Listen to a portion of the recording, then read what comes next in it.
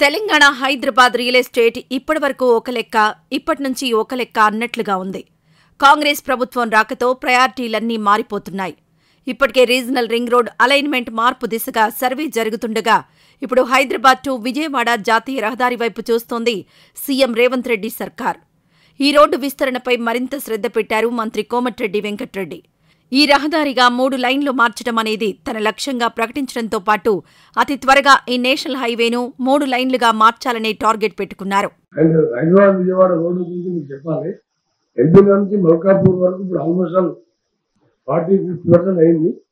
అందుకంటే బాగా ట్రాఫిక్ ఉన్న రోడ్డు, ఫ్లైఓవర్స్ వస్తున్నాయి. దాంట్లో రామోజీ నుంచి అక్కడికి కానీ కూడా నెక్స్ట్ 6 to 8 months కూడా కంప్లీట్ చేస్తాం.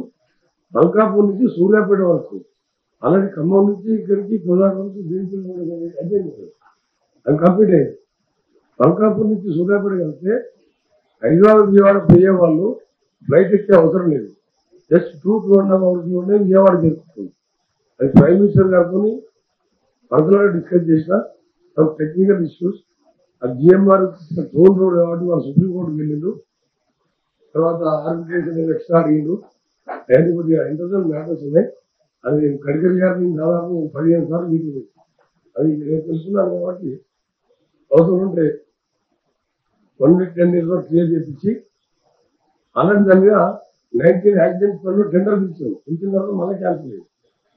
అవన్నీ కూడా లాస్ట్ 4.5 years నేనే పర్సీవ్ చేసుకున్నాను.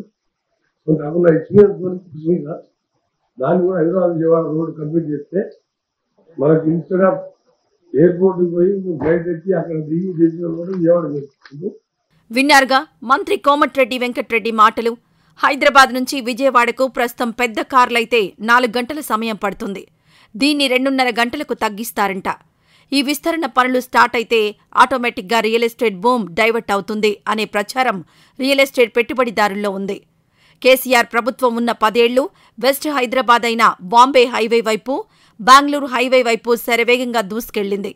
కొద్దో గొప్ప శ్రీశైలం రహదారి వైపు రియల్ మార్కెట్ జరిగింది. ఫార్మా సిటీ అని ఆదిబట్ల వైపు ఉంది.